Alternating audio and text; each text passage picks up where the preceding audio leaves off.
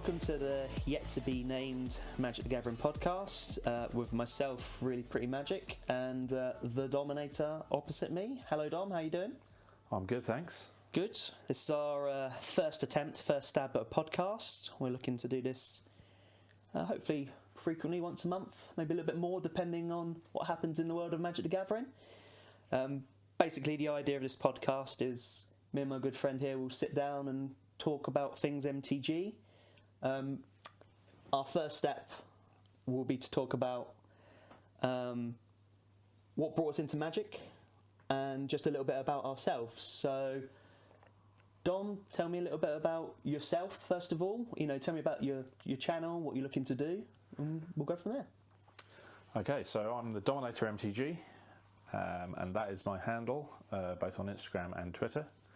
So you can find me there. I do pack openings and share my adventures to various Magic events, and if I'm travelling as well. Yep, nice. The pack openings is always a favourite of mine. I see that you favour the old scissor method like me as well. Yeah, I learnt from the master on that one. Oh, I don't know about that. The amount of grief I get for using scissors is incredible. But so my name's Alex. I'm from ReallyPrettyMTG. I also am on Instagram. I do pack openings and like to show pretty cards.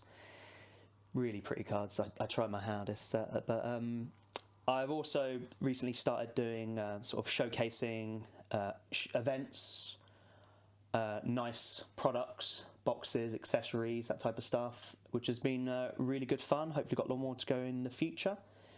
Let's use this opportunity to learn a bit more about ourselves a little bit. When did you first get into Magic, Dom? Tell me a little bit about it. First sets and whatnot. Okay, so it was back in 2012. Mm-hmm. And it was just after the end of the World of Warcraft trading card game had been cancelled, and I needed another card game to play with my friends. Sure. And Magic was there, and we started playing around then. I created a standard deck and started playing standard with a Gorgon-themed Ravnica deck, and then just before Theros. Okay. So Return to Ravnica Theros era is when I first started playing. Nice. So Theros was your first release, effectively, then? Yes, yeah. Nice. Yeah, I used to draft that every week, and I went to pre-release. That was a lot of fun. Yeah, really liked it. Drafting is something I need to do more of. I like the idea of it, the practicality.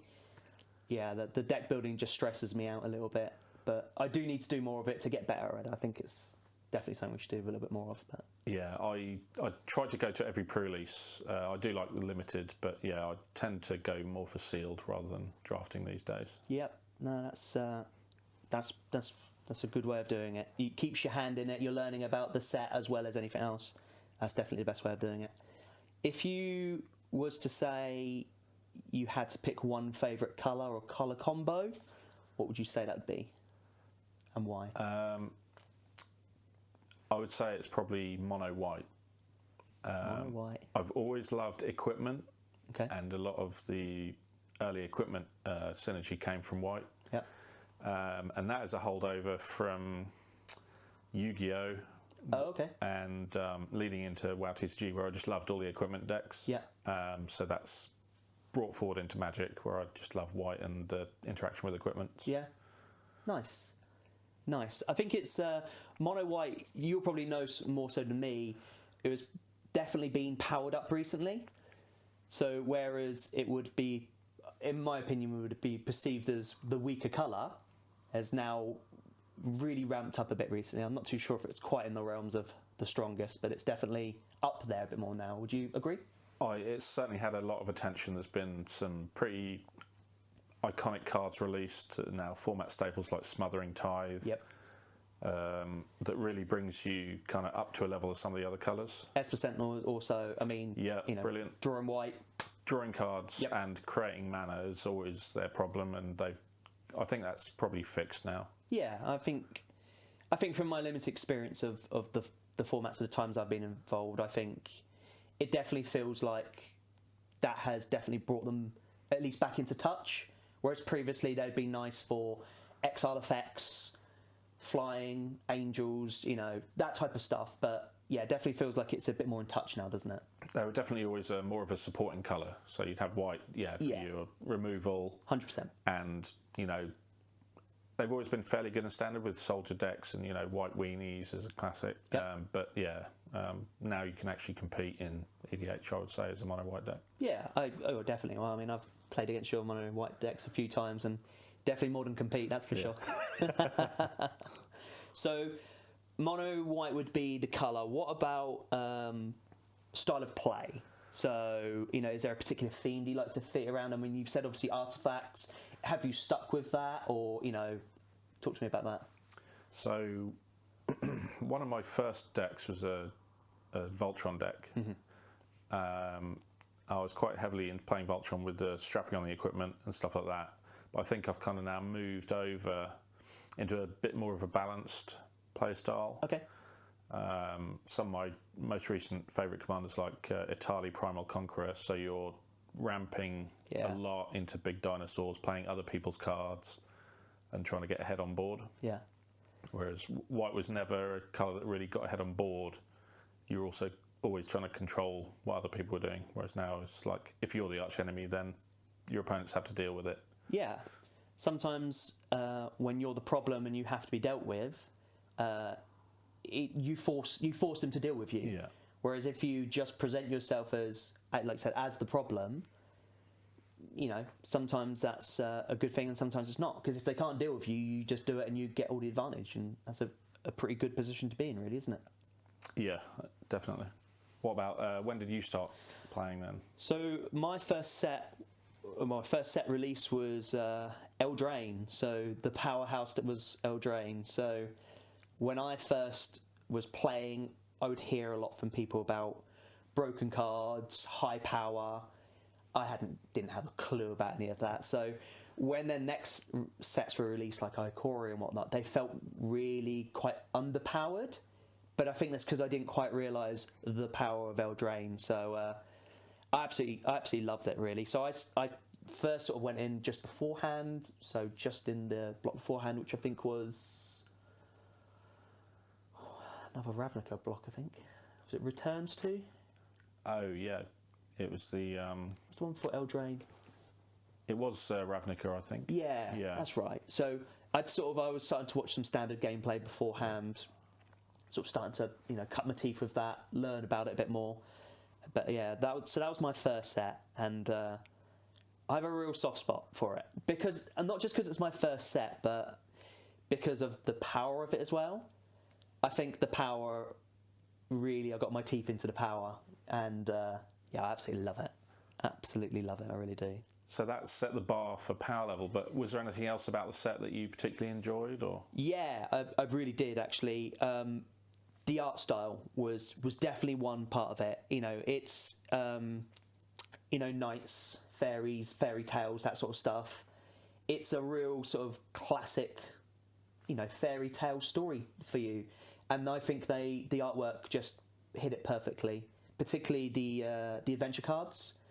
So the alternative art adventure cards. I mean, I absolutely loved them. I got a copy of all of them in foil, had them all framed. I love it. Yeah. Absolutely love it. I think it's a real, it feels, now I'm a bit further forward and looking back, it feels like that was a bit of a turning point with the art style. And not that I didn't like any of the older art style, but it was nice to have the alternative arts and the slightly sort of nicer stuff, in my opinion anyway. And it really sort of made me look at the cards and the art as much as just the cards in terms of what you for play. Okay, so you said before you base your channel around showcasing pretty cards and things like that. Is that what inspired you to do that, do you think? Yeah, do you know what? It was. I have always been happy to look at pretty cards, sit down in front of someone and they'll play a card and you're like, oh wow, what's this? Oh, it's a masterpiece from whenever, and you're like, oh wow, this is incredible. Look at Under the Light, look at all the foils. I'm a bit of a magpie when it comes to that sort of stuff. And I think that really got the hooks into me. So yeah, definitely, yeah, absolutely. Okay, so is there a particular style of play that you enjoy? Yeah. I'm the dirty control player, unfortunately, the one that nobody likes. Oh no! Yeah, I know. I'm sorry. apologise with a smile on my face. It's a style I really enjoy playing. I'm not smart enough really to play Control. I don't know all the cards in the sets, in the formats. You know, I don't look at someone's play style and think, oh, I know what's coming next. But I just like a good old-fashioned, well, I'm going to sort of control you in the sort of early game and mid-game, and then I'm going to do what I want to do in the late game. You know, I'm going to build that tempo to a point where, you know, I've got all the card advantage. You know, I'm drawing cards left, right, and centre. What's that? You want to play your big card? No, I'm going to counter that. Sorry, no, not today. You know, that's the sort of style I really enjoy playing. In recent years, I have tried to play other styles just because to experience all the play styles and to try and get a feel of how they work. So when I go back to Control decks, I get a bit more of a feel. I'm like, oh, okay, I know what's going to happen here a bit more. Try to teach myself about those styles as well. But yeah, I'm that player, unfortunately. Okay, I mean, there's something to be said. Interaction is often the high point of certain games where you've got a big, you know, a number of spells on the stack, and working it all out is, you know, I think that's a big part of Magic. So I'll be honest with you, I will get brain fog when it comes to combat. I'm too busy thinking about what's the right attacks to make. So I try and shy away from that a little bit. I like to untap, draw, play land, pass the turn. I like to play interaction. I like to be reactive more so than putting what I need to out first. I appreciate not every card I play is like that, but that's the type of play I feel a bit more comfortable with. I like the cards to come to me, and then I can interact with them. I can sort of try and make those decisions. You know, someone's playing this Mother and Tithe. Oh yeah, sure, no worries. I'll counter that.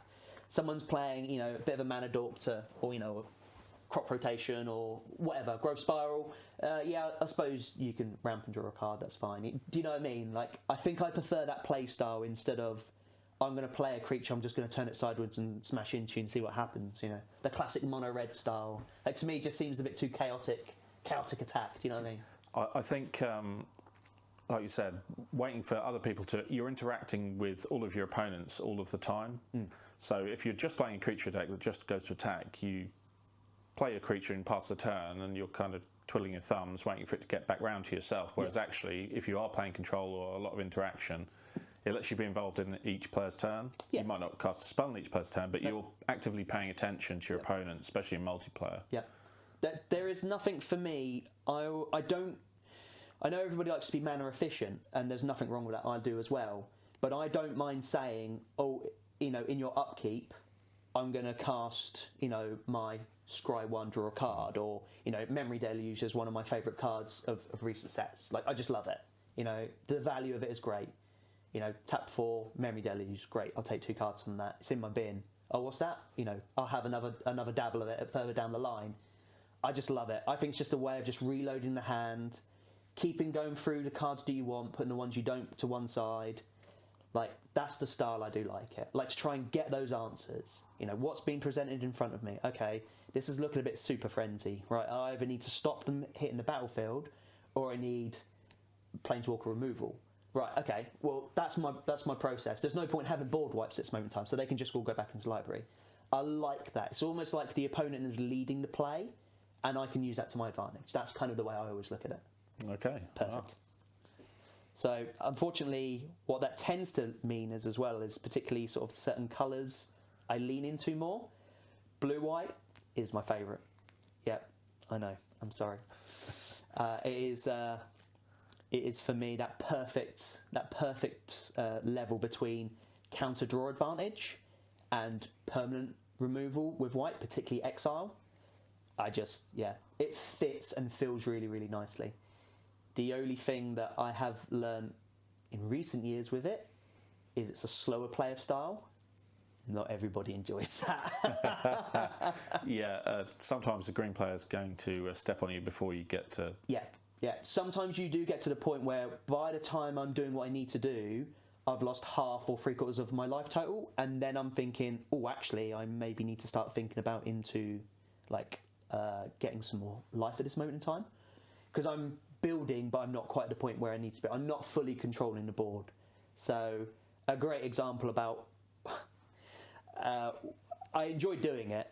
I didn't enjoy it afterwards, but it was I was playing Commander with a local pod, and I was playing sort of cards like Moat and Ghostly Prison. So for someone who doesn't know what those cards do, what? Sure. So Moat is basically you can only attack with creatures that got flying, and Ghostly Prison is you have to pay an amount to able to attack. So you're basically taxing them to attack you, or they can't attack you full stop with cards like Moat. And to my right, I had a guy playing humans, and humans are notorious for not able to fly. I had a guy in front of me that was playing basically wizards. They don't tend to fly. And then a guy to adjacent to me was playing a Hydra's deck. So what basically happened was I was in a position that because of Moat, there was no flying, so they couldn't attack. So they were like, oh, I'm going to play this creature. That's all I can do. I'm going to pass the turn. And the Hydra's deck was kicking off. Like, the board state was massive. There were so many Hydras, big 2020s, all that sort of stuff. Just couldn't do anything. I didn't really have creatures, so he couldn't really fight anything. But, yeah. My win condition at that moment in time is cards like Shark Typhoon. So when you're casting a non-creature spell, you'll create a shark for the equivalent mana value. So... a shark that has flying as well, notably. Yes. So basically, I was then in a position where they're not attacking me, but I can go and attack them. Or even if they've got flyers, they're having to pay to get that attack in, which then takes their resources away from them. And but basically, the game went very long, and I think I mentally drained these guys out to the point where I'd finally done and I finished, and I had to buy them all a drink and apologise. A formal apology, because it was you could just see that it would drain from their eyes. And but yeah, I enjoyed every minute of it. Yeah. Oh dear. Okay. Well. Yeah. Unfortunately, that's the type of player I am. I apologise, but I also don't apologise for it. Hey, the cards exist, so why not play with them? Yeah, exactly. I think there's a lot of argument for a lot of cards like that. There really is. But yeah, it is what it is. But so that's a little bit about me and Dom. We've decided to really jump on in there with our next subject, and this will probably be the main subject of the rest of the pod, which is a big question that's been asked a lot recently, and I think there's lots to get into, so we're just going to dive on into it. The question is there too many set releases in Magic the Gathering at the minute? Dom, I'm going to pitch this to you first. What do you think? We can talk through points as and when we come up with them, but as a general, what do you think about that question? What would your answer be to it? So I think this topic is so huge, but yeah. I would say, first of all, it depends what kind of a player you are. Mm-hmm. If you're a collector, or if you're even a content creator, you have to pay more or less attention to what's happening. Yeah. If it's your job to cover all of these sets, I could see how that could be overwhelming. You have to look at every card as they're previewed, learn the formats if you're writing articles on them, stuff like that. Sure. So I can see how that could be overwhelming. But if all you do is play a pre-release every time a new set comes out, it's probably not nearly as bad. Yep. I don't think, they haven't at the moment released too many sets. I think that they are still quite targeted in the type of players that they're aimed at. Yep. So you have sets that will release straight to modern. So if you're just a standard player, obviously that's not for you. And people didn't like the fact that they said, oh, this product's not for you. Yep. But at the same time, if you're a collector and you want one of every card, then you're in real trouble these days, because there is so many variants of the cards. Even within a single set, you might have multiple variants. You've got the new serialized cards as well. Yep. You might want one of them, but as a collector, if you want one of every card now, I would say it's almost unachievable. I think that's a really valid point you've just made there, because I can see why people think there is too many sets, because it does sometimes feel like it's flung at you a little bit. You feel like you're treading water the best of times instead of really getting into it. But that point about being a collector, I know obviously it's not the focus. Well, it seems like partly that's part of their focus. They obviously want to lean into the collection point, and that's fine. It's It's good for people like me. I enjoy collecting, so it's fine. But it can be a bit difficult, maybe particularly for newer players, because they might not identify, the 5th art version of a particular card in a set, and might be like, oh, what card is this? Do you know what I mean? So can lead to maybe a tiny bit of confusion, definitely. I would say, yeah, historically you could look over across the table and see a card and you would know what that card is within that relatively small pool of just cards. Just from its art, basically. Just from its artwork. Whereas obviously now you've got variants, you've got secret lair versions, foils, non-foils, you've got all different types of foils now, etched, galaxy, all these different new foils. It seems like every set there's a new kind of type of foil to collect as well. So you've got all of these variants. They do look slightly different. And especially across the table now, your opponent has to read out almost every card they play. Yeah. So you know what card it is. Yeah. And cards are becoming more complex as well, because the more sets they release, they're obviously plumbing the depths of design to create new and interesting designs. Yep. And the side effect of that is that cards are becoming a little wordier and more complex. I think I actually really like that they're pushing the design. You could use examples of, say, like Companion, where I actually liked Companion. I know where people's points are of that they are broken and busted and overpowered and that sort of stuff. Like, I get all of that. But I also think to myself, if you don't try and push that, if you don't introduce and try something, you don't know how far you've gone, so you don't know whether to edge it back or push on a bit further. So I think it probably was a yardstick that they obviously identified as, oh, actually, we went a bit too far with this, and they did sort of put in you had to pay free to get your companion into your hand, to sort of neutralise it a little bit. Yeah. But at least they tried something, and I'm all for power, just not quite as powerful. I mean, I like that power, but I can understand why people would be against it, because all of a sudden you're then creating must-have cards in decks, and then when you have those must-have cards, maybe we'll touch on Modern a little bit further down the line, but when you have those types of cards, not only are you pushing the price of those cards up, but you are not seeing variations of deck, because when every deck has to have X companion to make it competitive, you're not seeing the variation, you're not seeing the different play styles, and then what you quite often get, in my experience, is mirror versus mirror, instead of, oh, well, I'm going to play my control against your aggro deck, or your aggro deck against my tempo deck, or, my weenies mid-range, or whatever. Like, you just don't have that variation, because they just don't have the power to keep up with what is the powerful deck, basically. Yeah. I mean, just briefly touching back on companions, that was a functional errata. So then you've got cards that don't do what they say on the card. Yeah. It's like Magic's a very literal game, so you should expect to be able to read a card and then know what it does and apply that within the framework of the rules, but obviously having to change it that severely that they had to add extra text to the cards. They have now been reprinted, so you can get versions with the extra text on, but obviously that's something they try to avoid.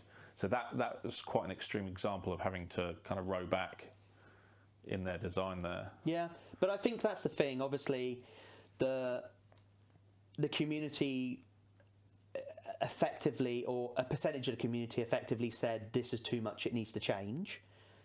Fine.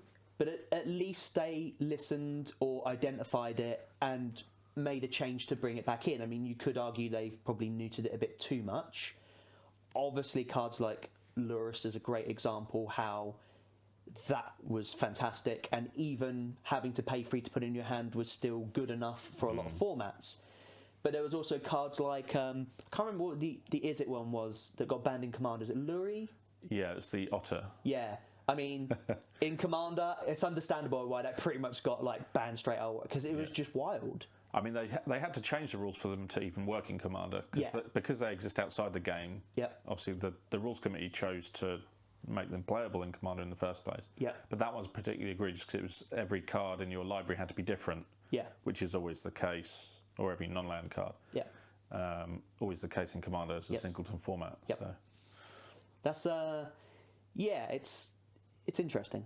It's interesting sort of way they've done that. So the next thing I kind of want to ask, I suppose, is with this perception of too many sort of set releases, Do you find you get product fatigue? I personally don't. I mean, I do look at all the previews because I just love seeing the new cards. Sure. As they come, you know, I get excited for it. But I would say sometimes it's too soon. But you have these first looks where they show a few cards and like the lands, that's mainly for like retailers, distributors a long way ahead of the set release. Yep. So you get that, and obviously, as an average player, you don't have to engage with that. You know, you might see a few cards here and there, but if you're getting overloaded, I would say just skip the first looks and just focus on what's coming next. Yeah. But yeah, I personally don't get fatigued. I tend to go to every pre-release, and I limit myself. I try and like pick up a bundle maybe and go to pre-release, and that's probably it for that set. Or maybe if there's a few singles I need, that'll be it. But I don't engage in purchasing probably as much as you would have to if you were a collector. Certainly. I think the fatigue is, for me, is an interesting one, because I think you can bring the fatigue on yourself. And what I mean by that is if you play Commander, if you play Standard, if you play Modern, if you play Pioneer, if you play, you know, legacy formats, you are going to swamp yourself down because of the pure amount that you're engaging in. You know, pods, drafts, all that sort of stuff as well. If you are purely just a Commander player, I think you can almost cherry pick what you need from these sets, because not every card that will be released in, say, a Standard set is going to be played in Commander. Sometimes it's just not powerful enough, or it just doesn't do what you need it to do. And the same could be said for Modern to a certain degree. Obviously, there's products like Modern Horizons that are, you know, a straight drop into, and can sort of change the power level. We'll maybe talk about that one in a minute, but you know, I think it's as much, the fatigue can come to yourself if you put yourself through it. It's the same as a working day. If you start early and you finish late, you do that 5 days a week, you're going to be tired. It's the same as with Magic, I think. You know, cherry pick what you want to do. I'm not saying you can't play all these formats, but I think if you try and keep up to date with every single product, every time it's released, I think you probably will feel that fatigue, and I can understand why people feel that fatigue. I think cherry picking is always the best way. What am I really interested in? You know, is this set something that this Standard set, do I really like the idea of it? Do I like the sounds of it? Yes, I can invest into it. If it's a bit meh, it's not me and I don't really play Standard, you can sort of keep an eye on, you know, the top cards, the things that might work well in a Commander deck, or move into Modern or maybe even Legacy if they're extra powerful or something like that. But to try and cherry pick those points instead of trying to absorb it all, I think is the key thing. That's definitely what I try and do, because I think it would be a bit overwhelming if I was to try and keep an eye on everything, you know. And although there's lots of pretty cards, you know, thankfully thankfully it makes my job a little bit easier, because there's less of them instead of all the pure sort of chaff effectively out there. You don't have to keep monitoring all of that, thankfully. Yeah, I mean, they did just release the Lord of the Rings holiday set, which is kind of cards that we'd seen before, but with new art styles and things. Yeah, I mean, you know, from my perspective, I just want to touch on Lord of the Rings quickly. I think Wizards done a great job of Lord of the Rings, personally. I think the set was incredible. I think they had the theme down really well. There's some good mechanics in it.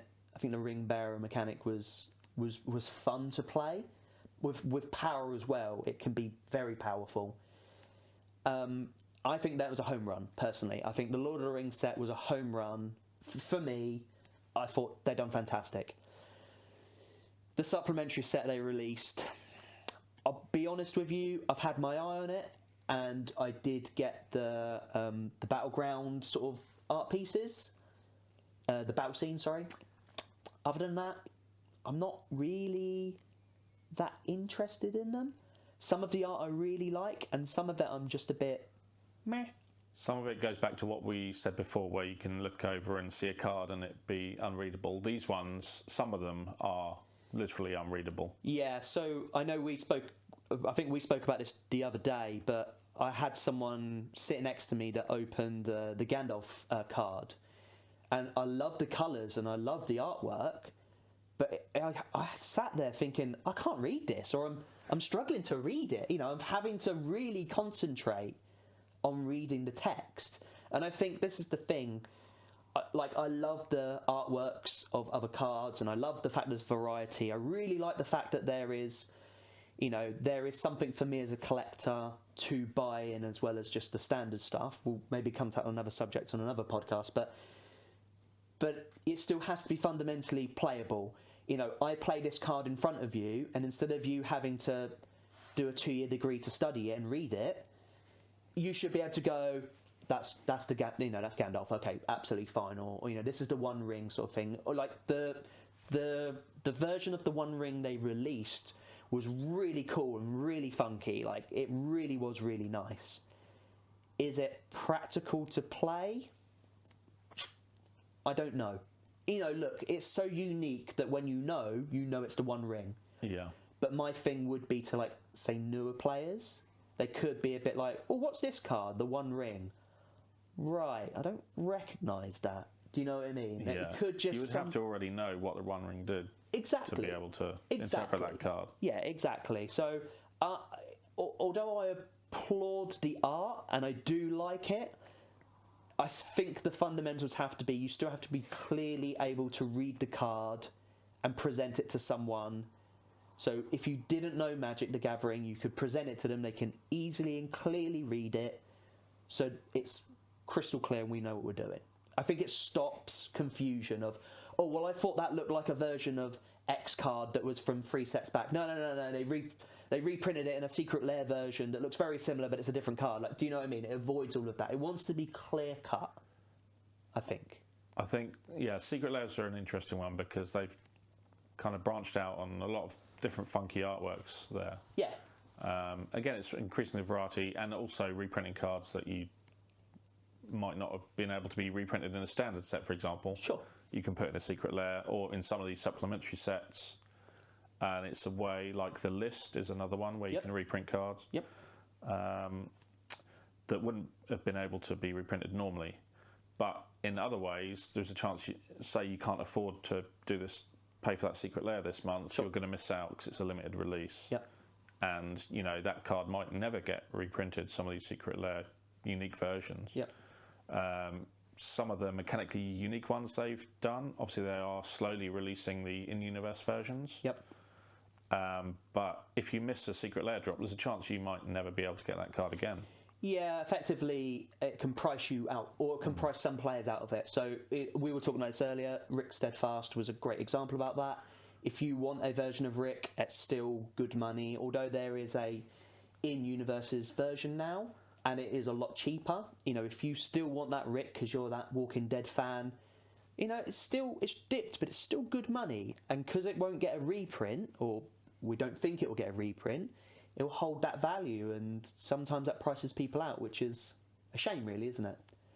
But that's one thing I do just want to bring up, actually, is in terms of, is there too many set releases and is there too many reprints and things like that? I want to talk about fetch lands, because when I first started to play, fetch lands were wildly expensive. And you could argue they are still wildly expensive. But the one thing I would say is, particularly with the reprints in, say, Modern Horizons 2 of some of the fetch lands, those prices have come down. You're now looking sort of like £20-ish maybe for some of the cheaper ones, maybe even a little bit lower. Whereas, say, that would have been £50, £75, maybe even more, a couple of years ago? So, although it's easy to sort of wag the finger and be like, we're getting too many reprints and too many sets, yada, yada, yada, it does bring the price down. And that's got to be a good thing, don't you think? Yeah, I mean, fetch lands are a specific example where they tend not to reprint them too often to keep this reprint equity within the set. Yeah, I get you.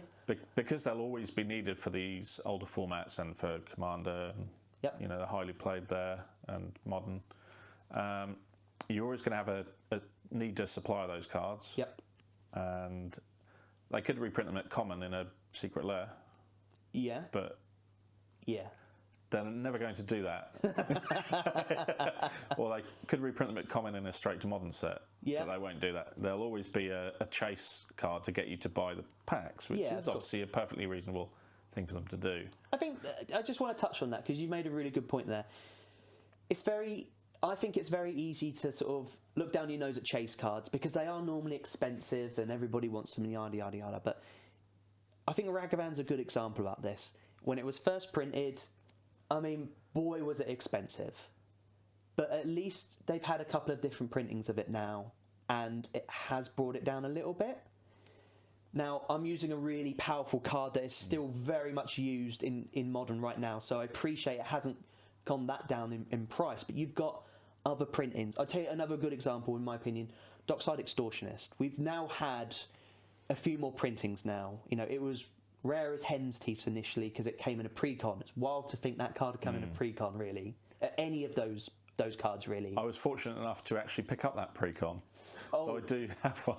Yeah, didn't you pick one up at, was it one of the Birmingham events?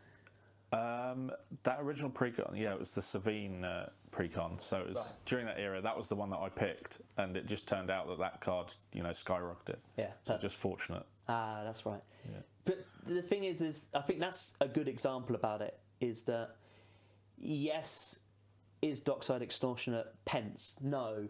But I think it has now come down, it may have crept up a little bit, but at least it's come down to a point where it's more accessible. There's always going to be people that would, oh, well, unless it's, you know, it's basically printed on cardboard, so it's worth pence, I really want to pay pence for it. But I don't think we're ever going to see that, particularly with cards like a Dockside Extortionist, like a Ragavan, you know, that sort of stuff. I don't think we're ever going to get that. But the one thing I would say is the more they print it to a certain degree, the price comes down. That's got to be a good thing for Magic the Gathering players, surely. Yeah, I definitely agree. I think the more sets that come out, the more cards that are released, the more cards they have to reprint. So actually, you might actually see some downshifts in the future of those kind of cards to bring them in line as well. Getting back to, is there too many sets? Yeah. Again, we've kind of gone off on a little bit of a tangent about reprinting. Yeah. The more sets they release, obviously the more chase cards you're going to end up with and more reprints that will be required. Yeah. So in that respect, but then again, because there's more sets being released, there's more places to put these reprints in. Yeah. So it's kind of a self-feeding kind of engine there, really. Yeah. They are trying as well with sort of more recent formats like sort of Oathbreaker as well. They are trying to, I suppose, expand the amount of play to a certain degree. Obviously, you know, you and I could make up a format right here, right now. It might not be Wizards endorsed, but we may have fun playing with it. It doesn't mean, do you know what I mean? So there's always going to be more avenues, and it feels like they're trying to make other avenues to play these cards in. You know, on a side note, actually, I think Oathbreaker's a really good format, actually. I think it's very enjoyable. I had a lot of fun, actually, when we put some decks together for that, yeah. Yeah, me too. Yeah, definitely. I didn't get to play mine quite as much, but I think it's a different spin on Commander. You know, it's the same as when we play Planes Chase versions. It's just a little bit different. It's a different style. It's just a little bit different. I think that's a good thing. Good thing for Magic, not a bad thing, really. So, all these sets being released, why do you think it's happening? Well, I think it all comes back to the fact that Wizards are trying to massively increase their revenue. Sure. So you could argue that would be a cynical view, but I would say it's a realistic view. Maybe. I would say the more products that are being released, obviously the more profit they get. But of course, yeah, the optimistic view, yeah, would be that all of these products targeting a wider audience, like the Universes Beyond, are coming in now, and they're going out to audiences that wouldn't necessarily have engaged with Magic in the past. Having a chat about it earlier, and you know, the Doctor Who sets particularly resonated. And it's like when the previews for that were coming out, I was at my parents' house, and I was able to show my mum, here's a picture of a Dalek that's coming to this game I play, and she recognised it. You know, she remembered watching the TV show hiding behind a cushion when the Dalek's coming through, and you know, that got her enthusiastic about the game that I was playing that, before that she wouldn't have paid any attention to. Sure, of course. And a similar thing recently with the Jurassic World Universe Beyond cards that came out with the Lost Caverns of Ixalan set. Yeah. I sent off these cards to my brother, who, we grew up watching Jurassic Park films together and Jurassic World now. Sure. We go to the cinema and watch them every time they come out. And that enthused him to want to learn how to play Magic. So for Christmas, I've got him a dinosaur pre-constructed deck, and I'm going to teach him how to play Magic with that. So again, that's just from my personal experience, whereas the Universe Beyond of kind of bringing Magic to a wider audience that wouldn't necessarily have engaged with the product before those products existed. Yeah. I think that's a really good point you've just made there, and I know we were talking about this earlier, particularly with the release of the Marvel Universes Beyond. I think that's going to draw a lot of players into Magic the Gathering. I personally think that's a good thing. It's an incredible game that we play. I know we're both very passionate and we absolutely love playing it, and it should be available to everyone. And if it is an incredible Hulk version of a card that brings someone to play the game to then, actually, I'm going to dabble my hand into Standard because I'm actually quite enjoying this, or I'm going to play some Modern or Commander or whatever it was. I mean, surely that's got to be a good thing, for the game, not a bad thing. Do you agree with that? I think, you're always going to want new people to come in to keep the ecosystem growing. Yep, 100%. Even in terms of not talking about profits and things, just actually getting new players into your game store as well. Mm-hmm. It's another important thing. Yeah, of course. And getting people in who wouldn't necessarily have played it before, like the Warhammer 40,000 decks are another one. Yep. The runaway success. They're great, fantastic. And at the moment they're hitting a lot of kind of adjacent properties, but I think actually the Doctor Who ones especially were kind of out of left field, and that was a really, really good product. Yeah, I agree with you. I think we spoke about this off microphone earlier, but the first, when they were dipping their toe into Universes Beyond, I know there was a lot of worry. I know Walking Dead, there was some worry. Personally, I have no real feeling over the Fortnite ones.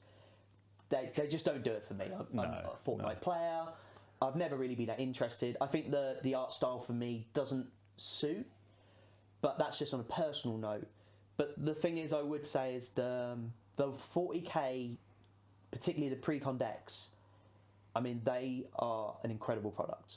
From how they're built, from the art style to the unique mechanical play, I just think that was a real example that if that's how they're going to deal with other intellectual properties, I think it's going to be amazing.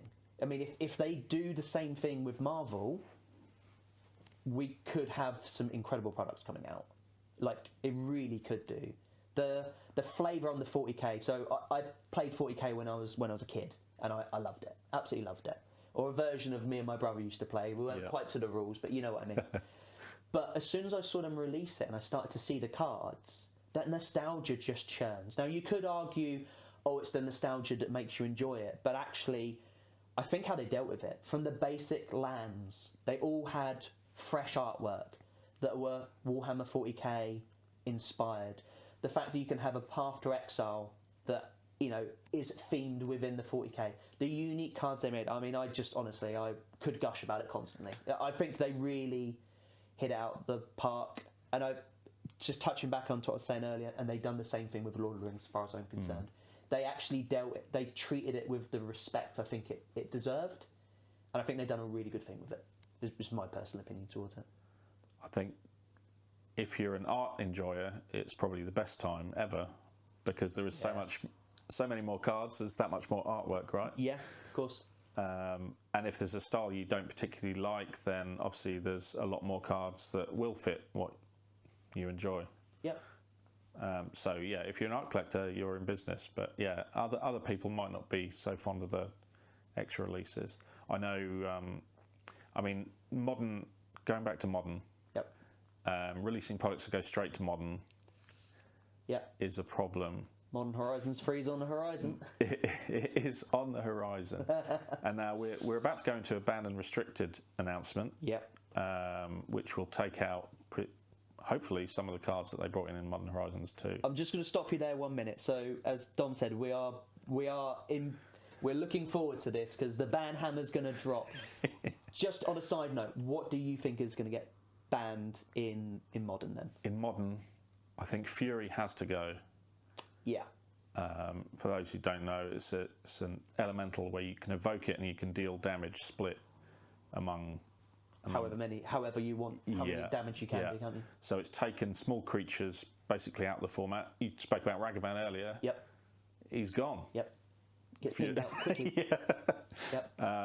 And you're left there, and particularly Scam, where you can evoke it and then play a spell to bring it straight back. Yeah.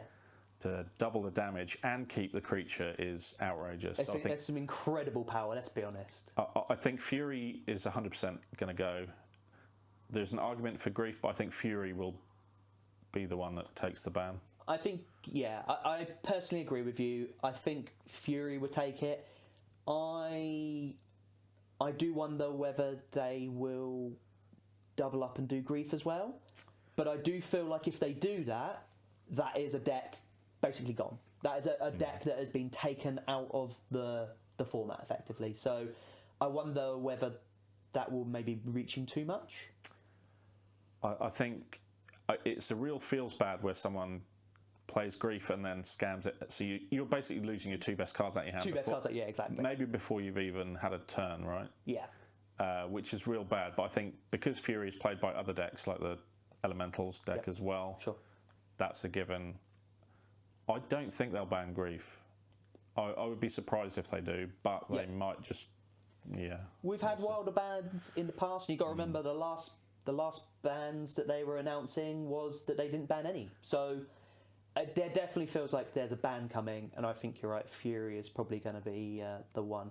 Which is interesting, because I know listening to other commentators when it was released, Fury was actually quite low down on the list. You know, they're all very good cards, but a lot of people put it down on the list in terms of power. But it's funny how it's come through and it's made such an effect. Yeah, sometimes you just never know, do you? You can look at a card in previews and think, this is terrible. Yep. And then actually, when it's released and start seeing play, it's started to be used in a way you didn't even consider. Well, sometimes even Wizards are a bit guilty of that. You know, Oko is a great example of this. You know, it's funny because that was the first set, and I didn't really get the power initially. Now I'm a few more years down the line, I totally get the power. And I find it mind-blowing that they didn't think it was going to be played how it was, which is effectively they were going to just basically turn all your opponent's big creatures into 3/3 elves and lose all abilities. It's beautiful, removal, and it's a plus. It's not even a minus. That's the crazy thing about it. There's a few planeswalkers that I think that their plus abilities should definitely be minus. That was one of them. Oh yeah. I think the mana value of it as well. It was very low. I think if that was 5 or 6, it pushes it in a different area of the game. It's still incredibly powerful, but I think at least it makes it a little less, I'd say, powerful. You're dealing with that Planeswalker, at a further point down in the game instead of turn 3 or whatever it is. Yeah. It's a big difference. I think, if you increase the mana value, would it have seen play? It might not have been a problem at all. No, I think you're right. I think, I know they've done that on Arena, didn't they? They do, I can't remember what the format's called. And the Alchemy. Where they change things, and I know they've done a version of that, and they did change it around a little bit, and it did seem to take the powerful edge out of it. But that's a classic card in terms of things that slip through the net of R&D, really, isn't it? Let's be honest. Yeah, that's your heyday of Eldraine. Chef's kiss. Love it. Yeah, it was inflicted on the rest of us, but obviously you enjoyed it. Oh yeah, yeah. Miss those days. Yeah. effing chats for it. Well, we've recently returned there. So, what did you think of the return to Eldraine? Is it? Do you know what? It was. I was really looking forward to Wilds of Eldraine because of the return to Eldraine. You know, because of everything I've said previously. And do you know what? I did really, really like it. I don't think the power level was nowhere near as high, but it was never going to be. But at least it wasn't completely castrated and really, really low value. I think there's a good level of power going on. I think standard in general, the power seems to be, it's a little less up and down from when I first started. It seems to be a bit more constant. But yeah, no, I enjoyed it. I did really enjoy it. Some really good cards in there, some nice mechanics. Yeah, art styles, I love that art style, so yeah. So in terms of too many sets, does the return to Eldraine now feel like a distant memory to you? Yeah, a little. Yeah, and I think that's probably, that is probably a symptom of too many sets, because it does unfortunately feel like we haven't. See, we're in a funny part when we're recording this because we haven't got any. There's no spoilers. There's no teasers at the minute. But if we went back 2 or 3 months ago, so when we were at Barcelona, they were spoiling. Well, they've already spoiled some cards, but they were showcasing Wilds of Eldraine, as well as Ixalan, as well as other stuff, including Doctor Who. So you felt like there was just a bombardment. So in terms of that fatigue we were talking about, I can 100% see where that would come from.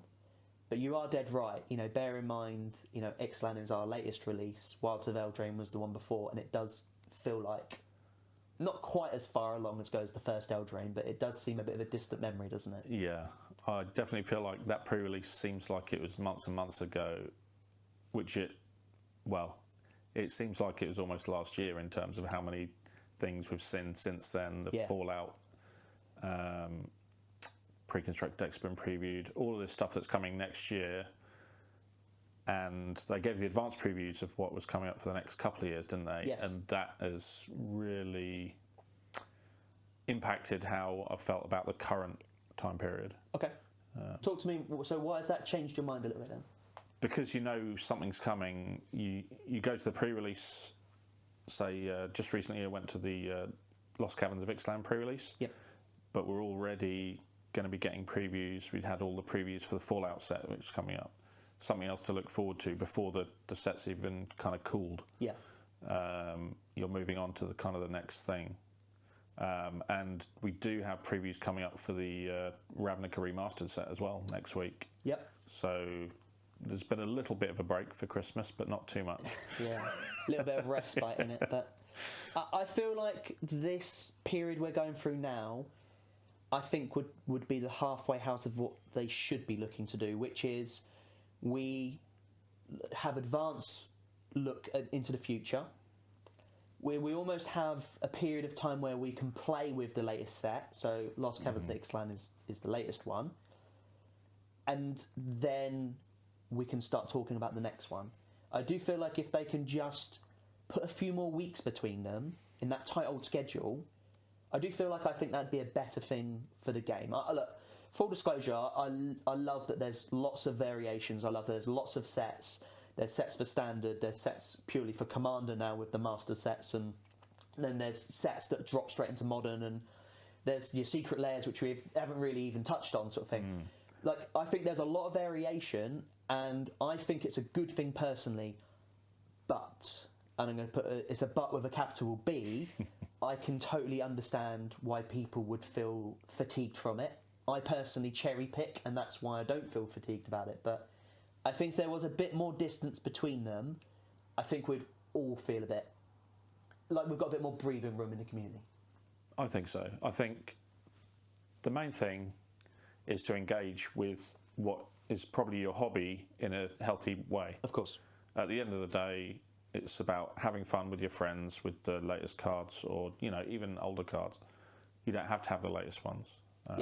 If you built a deck a few years ago, it might still exist in that way. You might not have upgraded it. Pick that one up, play with that. So, on that, actually, I think in a day and age, particularly when online, we will hear aggressively talking about how there's too much set release and power creep, and I'm not denying any of that.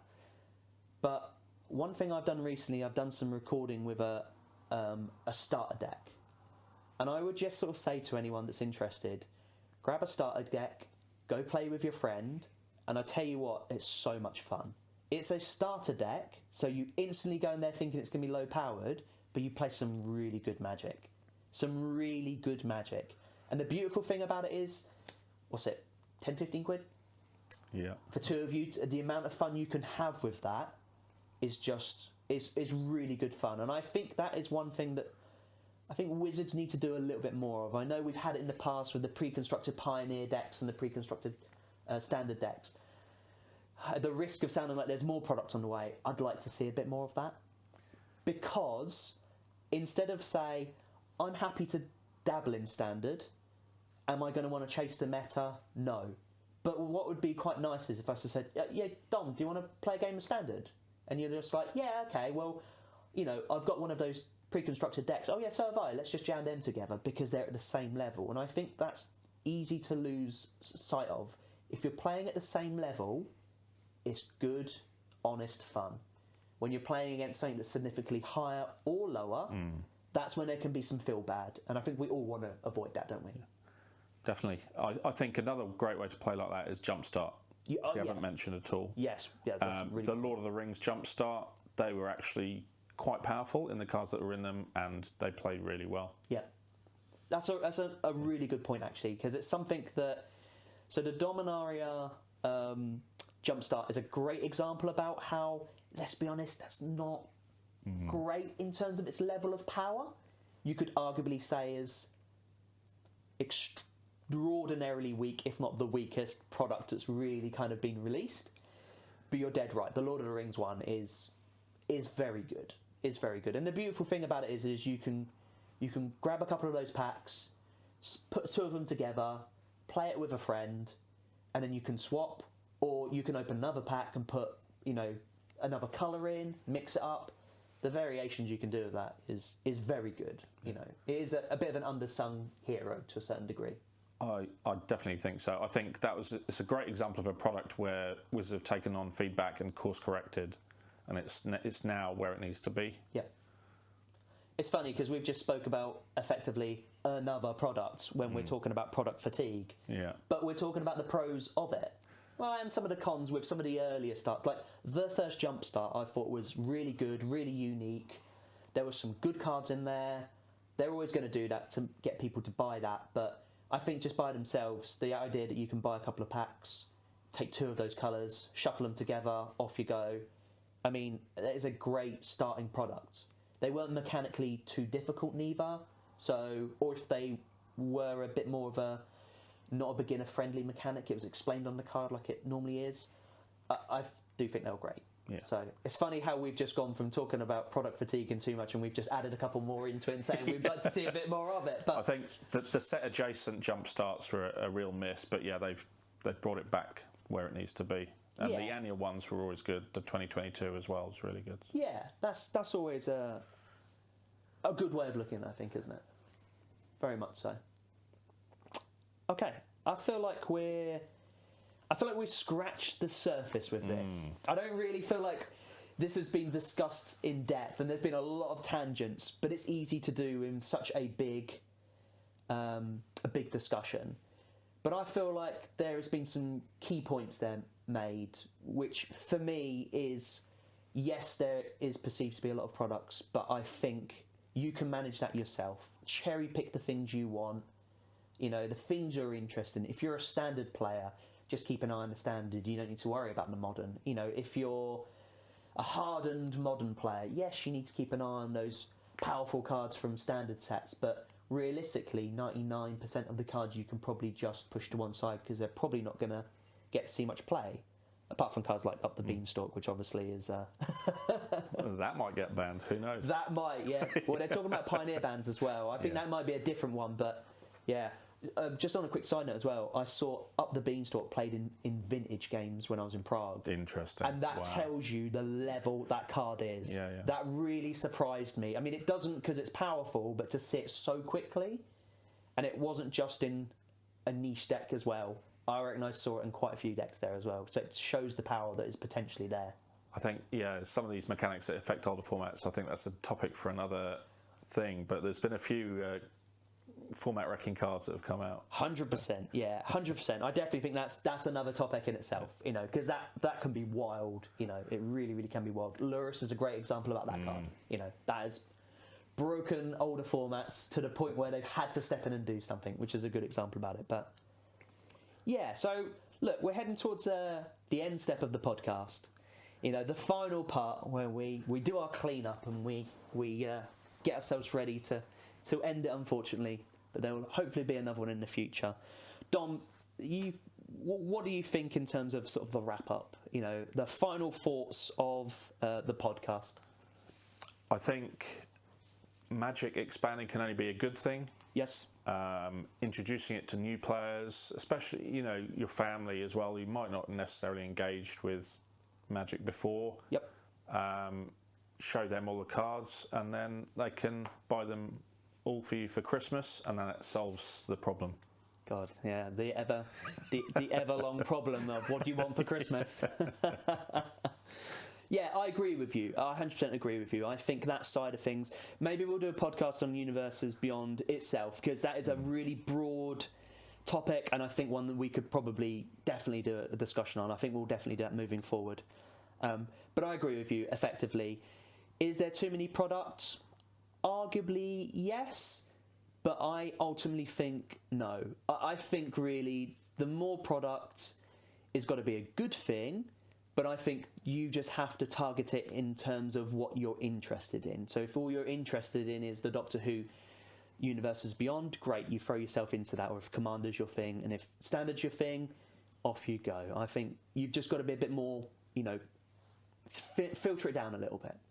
And if you're a collector or a content creator who has to look at everything, I have mercy on you. Yeah. It's definitely something I've had to ease up on, because I could not keep up with all of it. So try and showcase as the things I think are really interesting and unique, and hopefully between other content creators we can cherry pick all bits, and we all then get the best of all of it, hopefully.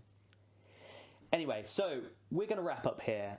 This has been really good fun. Dom, I thoroughly enjoyed this. It's been nice just to sit down and talk about this. I'm thoroughly looking forward to the next one. We'll try and get something hopefully out soon.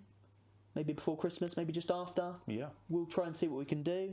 I hope you guys have enjoyed all the usual stuff when it comes to the socials. Like, share.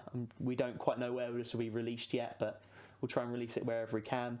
But in the meantime as well, make sure you go check out The Dominator on your socials. Just remind us of the platforms you're on, Dom. So I'm at The Dominator MTG on Instagram and Twitter. Yep, perfect. And myself, mainly on Instagram. I am on Twitter/X as well. I also am on the dreaded TikTok. If you do some searching for Really Pretty Magic, you'll probably find me as well. So check us out, and we look forward to having another conversation in our next podcast. Until then, we'll see you later. Goodbye.